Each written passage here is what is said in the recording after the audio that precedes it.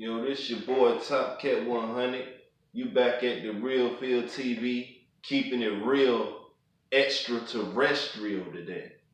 So we back at y'all with another topic with this Hassan, Campbell, and Jay Prince situation.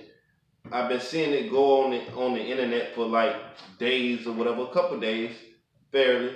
And you know I gotta get my input on it or whatever. I was gonna leave it alone, but at this point he making too much videos about Jay Prince. And it caused me to look into him a little bit more and dig into his character and see who I'm dealing with.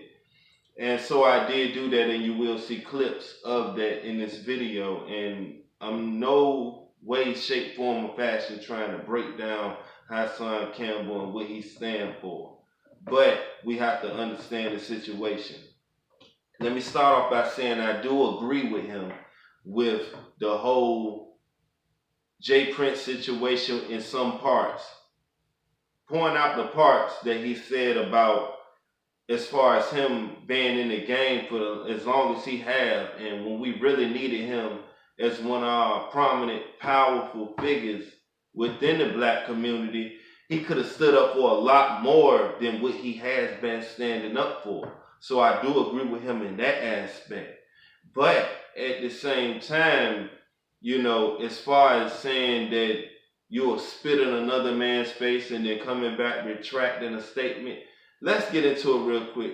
Here's one of those clips of actually what went down with the whole situation. I'll be right back to you. I have no respect for you. And I would personally fly out to where you at. You pay for the ticket. I'll get on that flight and tell you dead to your face in front of your whole crew, just me by myself, that I have no respect for you. And I tell my son, Fred the Godson, Remy Ma, and everybody else whose name you mentioned in that text to get that chain back, that if they even act on that, I have no respect, especially you, my son. I have no respect for your movement or anything if you even act on that coward-ass, old-ass nigga that's sitting up there trying to send all these soldiers to their death over a chain.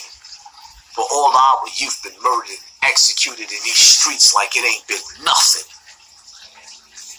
Huh? What? I'll say it again. That's word to my dying mother in that hospital fighting for her life. With all the pain and all the stress that I've been through in my life, I will personally let you pay for my ticket to go all the way to your hometown and spit dead in your face for the disrespect that you uttering out of your motherfucking mouth towards our people over a chain. Okay, we back. Now, y'all seen exactly what he has said, and I want to get to the fact of him apologizing for what he said. Now, I'll put that clip in the video later on, but right now, I'm going to throw you a little clip after I say what I'm saying of what we're actually dealing with and who we're dealing with. And the aspects that the mind goes to with Hassan Campbell. Like sometimes he get out of line and he does the extreme. And what I actually heard was disturbing or whatever. Like I said, I'm not trying to break the man down, but this is who we dealing with. So this is why I really don't see the apology really fixing anything, because he has went on hard rants like this before. He has said certain things that he can never come back from now, such as this. Nah, because you ain't no victim. You ain't no victim. Well, I tell you what. Let me find your motherfucking son. Right? Let me find your son or your daughter.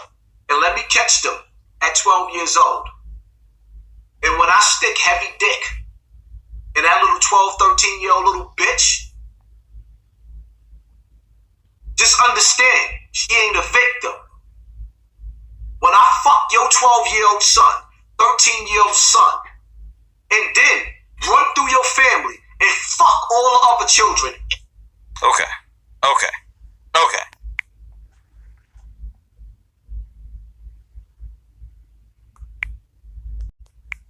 title of this video is, why did Hassan Campbell apologize to Jay Prince? It's simple. Because I listened to myself and I sounded way out of line. I went a little bit too far. There was no reason for me to go that far. That situation wasn't my situation. It was none of my business. But my passion made me speak and go in depth in an ugly way. So I apologize as a man because, for one, I'm a 40-year-old man, right? With a lot of young boys looking up to me in these streets.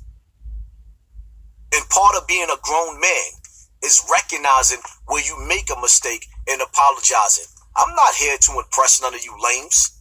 Understand that. A grown man walks a certain way. He talks a certain way. He carries himself a certain way.